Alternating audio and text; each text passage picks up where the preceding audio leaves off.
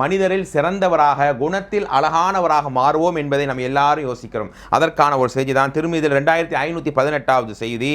அதாவது பெருமானார் சொன்னாங்க, உனக்கு தேவையில்லாத, உனக்கு எதில் எந்த பிரயோஜனம் இல்லாத விஷயத்தை விட்டுருங்கிறாங்க. இன்னைக்கு இந்த ஒரு வார்த்தையை ஃபாலோ பண்ணால் போதுமா இல்லையா? ஒரு இடத்துல போய் நிற்கிறோம், அது எனக்கு அங்கே போய் நின்று அங்கே பேச தேவையா? 4 பேர் பேசிகிட்டு இருக்கிறான், அங்கே போய் நீ நின்று ஏன் கருத்து சொல்லணும்? அதே மாதிரி உனக்கு தேவை, அதில் எந்த நலவும் இல்லை.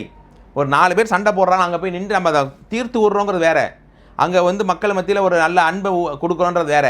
ஆனால் அதுக்கு பகரமாக நம்மளும் இன்னும் சண்டையை உண்டாக்குறோம், அங்கே போய் நம்ம இன்னும் கத்துறோம். ஸோ எவ்வளவோ தேவையில்லாத விஷயங்கள் நம்முடைய நேரங்களை செலவழிக்கிறோம். தேவையில்லாத விஷயத்தில் போய் நீங்கள் மூக்க நுழைக்காதீங்க. அதாவது பொய்யை விட்டு விடுங்க. பொய் தான் வாழ்க்கையில் எல்லா தவறுக்கும் அடையாளம். சின்ன பெரிய எந்த நிலையிலும் பொய் சொல்லவே கூடாது அன்பானவர்களே. பிள்ளைகளுக்கு சொல்லி சொல்லி வழங்க. நேர்மைதான் இறைவனுடைய பொருத்தத்தை தரும், பொய் என்பது நரகத்தில் தள்ளும் என்று சொல்லுங்கள். அது மட்டுமல்ல, அண்ணல பெருமானார் சொன்னாங்க ஸல்லல்லாஹு அலைஹி வஸல்லம், நீங்கள் எப்போதுமே நேர்மையாக இருங்க, பொய்யை விட்டு விலகி வாழுங்கள். இதுதான் பெருமானாருடைய வார்த்தை.